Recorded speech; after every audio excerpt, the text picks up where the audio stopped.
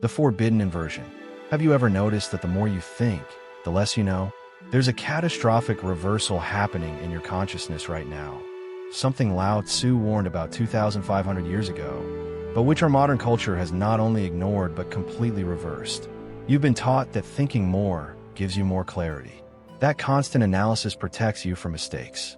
That living in your head is a sign of superior intelligence. But what if I told you that this belief is precisely what's keeping you stuck in paralysis, anxiety, and a profound disconnect from who you truly are? Imagine for a moment, a woman wakes up at 3 in the morning with her mind racing, analyzing for the 1,000th time a decision she needs to make. She weighs pros and cons, creates future scenarios, tries to predict every variable. The more she thinks, the more confused she becomes. 3 hours later, mentally exhausted but without any real clarity, she gives up and falls asleep. The next morning, waking from an unremembered dream, the answer is simply there, clear, obvious, inevitable. It didn't come from thought. It came from a deeper place than linear reasoning can reach. Here's the plot twist that will turn everything upside down. Taoism teaches that the analytical mind has a function, but shouldn't rule. Just as the eyes see but don't decide the path, the mind processes but shouldn't command. And Alan Watts, the philosopher who translated Eastern wisdom to the modern West, revealed the catastrophic inversion. We've transformed a tool into a dictator, and intuition into a slave. The heart, the center of silent intelligence that knows before thinking, has been shut down, ignored, and ridiculed as irrational sentimentality. And so we're trapped in a mental tyranny that never rests, never silences, never finds peace. Welcome to Axiom Sage, where timeless Eastern wisdom meets the invisible prisons of the modern mind. This is Stop Thinking with Your Mind. Let your heart think and your mind love. The silent tyranny of compulsive thinking. You know exactly what it's like, even if you've never admitted it to anyone. You're lying there trying to sleep, but your mind won't stop. Thoughts about work, relationships, money, the future, an endless loop of worries that lead nowhere. You try to force your mind to shut up, but the more you try to control it, the louder it gets. And then comes that devastating feeling, I can't even control my own mind. How am I supposed to control my life? The exhaustion of living trapped in endless analysis isn't a personal weakness. It's a symptom of a system completely out of alignment. Our culture has built its entire identity around rational thought. I think, therefore I am, as if you were your thoughts and thoughts were you. And from this toxic fusion arises all modern anxiety. You become hostage to every thought that arises, every analysis that lingers, every rumination that repeats itself. There's no escape because you believe you are that voice in your head that never stops talking. But here's the truth no one told you. Thoughts arise on their own. Sam Harris, a neuroscientist who studies consciousness, has proven something disturbing. There is no thinker controlling thoughts. They appear spontaneously in consciousness, like clouds in the sky. You don't decide what thought you'll have next. It simply arises. And if there's no thinker controlling thoughts, who are you really? This question, asked by Lao Tzu, asked by Ramana Maharshi, asked by Rumi, is a gateway to liberation you never knew was possible. And here lies the first mystery that I will only solve later. There's a place within you, not metaphorically, but literally measurable, that possesses 40,000 neurons of its own, that processes information before the brain, that knows the right direction before the analytical mind begins to calculate. This place has been revered by all ancient spiritual traditions, but systematically disconnected by modernity. And when you reconnect with it, decisions that seemed impossible become obvious, clarity you desperately sought emerges naturally, and peace that thought never provided finally settles in. But before I reveal what this place is and how to access it, I need to ask you a question. When was the last time you made an important decision without thoroughly analyzing it? When was the last time you simply knew, without thinking, without calculating, without weighing, what the right path was? Leave a comment. I trust my heart. If you're ready to explore intelligence that goes beyond thought. When the tool kidnaps the master. Let me show you what this looks like in real life. You know that coworker. Let's call him Robert. who obsessively analyzes everything. Robert needs to make a decision about a career change. So he creates spreadsheets comparing salaries, benefits, and growth opportunities. He reads dozens of articles about the job market. He consults 5 different friends for their opinions. He creates a list of pros and cons with 20 items each. He spends 3 months on this process. And in the end, he's more confused than when he started. Analysis paralysis. His mind is stuck in an endless loop of considering variables without ever reaching a conclusion. Now compare with Sarah. Same situation, deciding on a career change. She thinks about it briefly, gathers the necessary background information, and then stops. She sits quietly for 10 minutes. She's not analyzing. She's feeling. She asks the silent center within her, "Is this aligned with who I am?" And the answer comes, not as a thought, but as direct knowledge. Yes or no. Crystal clear. She decides in 2 days what Robert couldn't decide in 3 months.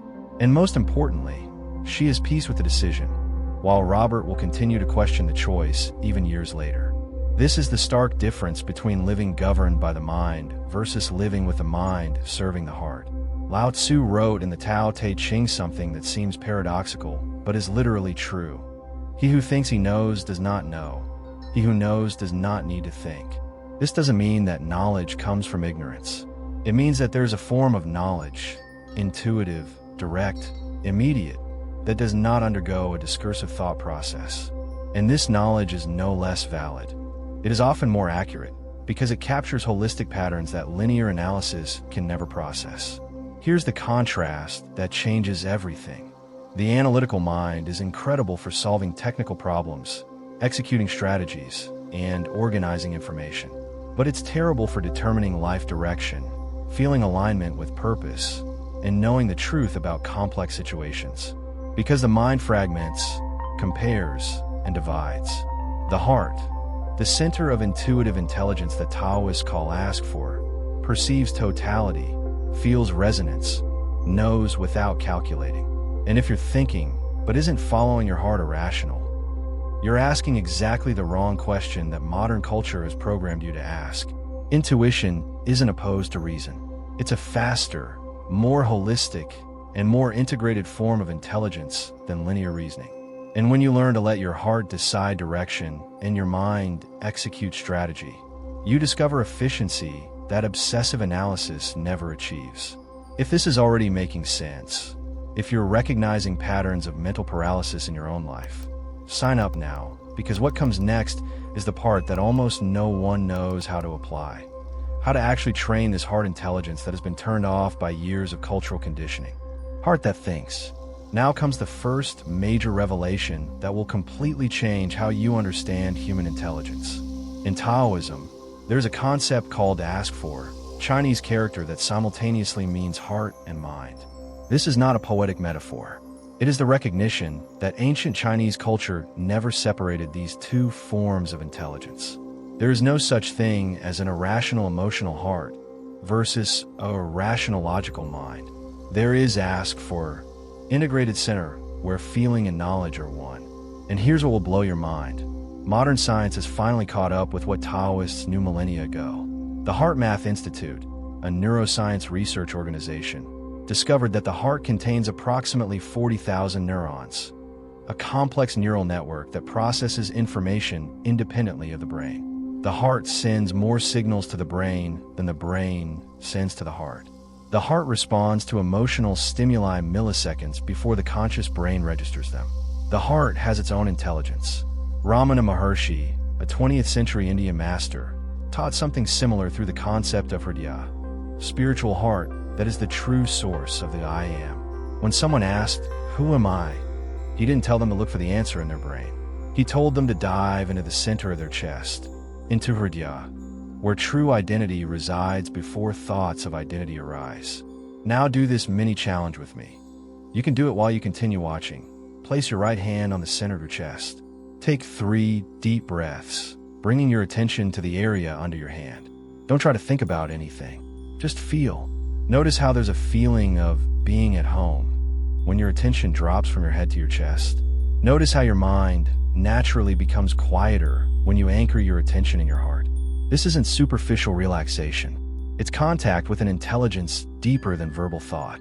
Intuition, the word our culture uses to describe knowledge that doesn't come from analysis, is not an irrational impulse or a random hunch. It's a holistic perception that processes thousands of variables simultaneously on a subconscious level, delivering a conclusion as a sense of knowing. While the analytical mind processes information linearly, A leads to B leads to C. Heart intelligence processes complex patterns instantly, capturing nuances that linear logic could never reach. And here's the second mystery I'll leave open for now. There's a specific practice, used by Taoist masters but rarely taught in the West, that reconnects this heart intelligence in less than 3 minutes. It's so simple it seems trivial, yet so powerful that it completely transforms how you make decisions. I'll reveal exactly how to do it later, but first, I need to show you why you're resisting this change even now, even though it feels right. The parable of the centipede. Zhuangzi, Lao Tzu's most famous follower, was a master at using humor and absurdity to reveal profound truths. One of his most famous parables tells of a centipede who walked perfectly well until a frog asked, "How do you coordinate the movement of all those legs?" The centipede stopped to think about it, and then could no longer walk. It became paralyzed, trying to consciously control what had previously come naturally. Do you understand the depth of this? When you try to control with your mind what should naturally flow from deeper intelligence, you create paralysis. Obsessive analysis doesn't give you more control, it takes it away. Because you're trying to use the wrong tool, analytical thinking, for work that requires a different tool, intuitive wisdom. And if you've made it this far, you're not an average person watching superficial content. You're a genuine seeker recognizing truths that most ignore. And what's coming next is more advanced content that goes against everything you've been taught about decision-making. Training the mind to serve. Here's the radical transformation that needs to happen. You need to invert the hierarchy. Don't kill the mind. Don't ignore thought. But restore the natural order where the heart decides direction and the mind executes strategy. How can this be done practically? There's a true story about a CEO, let's call her Elena, who was on the verge of making a decision that would save the company but destroy the core values that motivated her to start the business. Spreadsheets told her to do it. Consultants told her to do it. Pure logic told her to do it. But something inside her resisted. For 2 weeks, Elena tried to force a decision through more analysis, more data, more rational justifications. I was getting sick from the stress. Then the therapist suggested something radical. Stop thinking about it for 48 hours. Forbid yourself from analyzing. Just notice how you feel when you imagine each option. Elena thought it was ridiculous, but was desperate. She stopped thinking about the decision completely. And within a day, clarity emerged naturally. Not as elaborate thinking, but as deep knowledge. If I do this, I will lose my soul. She made a decision that was the opposite of what logic dictated. The company experienced temporary difficulties, but 3 years later, it was flourishing in ways it never would have otherwise. That's it Wu Wei applied to thought. Action without forced effort. When you stop trying to control with your mind, wisdom emerges naturally. Rumi, the Persian mystical poet, wrote, "Let yourself be silently drawn by the strange attraction of what you truly love." He didn't say think obsessively about it. He said be silently drawn. Because love, like true intuition, doesn't come from analysis. It comes from the deep resonance the heart feels before the mind begins to calculate. Now comes the transformative practice I promised. The Taoist protocol of 3 minutes of asking your heart. Before any important decision, do this. Sit quietly. Bring your attention to the center of your chest. Take 5 slow, deep breaths. Then ask a question directly to your heart, not your mind. Is this aligned with who I am? Don't analyze the answer. Feel the answer. Your body will give you signals. Expansion or contraction, lightness or heaviness, clarity or confusion. Trust the first feeling that arises before your mind starts justifying or arguing. This simple practice reconnects intelligence that has been disconnected, and the more you use it, the stronger this connection becomes. Comment, "I asked the heart," if you'll try this in the next 48 hours. And subscribe by activating the bell because we'll explore even deeper levels of this integration. When the mind becomes an instrument of love. Now we come to the most subtle and powerful level. It's not just about letting the heart lead. It's about transforming the mind itself, training the analytical intellect to serve the purposes of love rather than those of fear. Consider the difference. A mind without love creates control systems, defense mechanisms, survival strategies. A mind without love builds walls, categorizes threats, and operates from a place of scarcity. This is the mind most people live imprisoned by, always calculating dangers, always protecting themselves, always in survival mode. But the mind in the service of love creates beauty, solves complex problems for the benefit of all, and finds solutions that cold analysis would never reach. When Bodhidharma founded Zen in China, he didn't say to abandon thought. He said to combine meditation, connection with deep silence, with action, intelligent application in the world. The heart decides why you're doing something, what purpose it serves. The mind discovers how to execute that vision most efficiently. Krishna, in the Bhagavad Gita, taught the concept of buddhi yoga, union between intellectual discrimination, buddhi, and devotion of the heart, bhakti.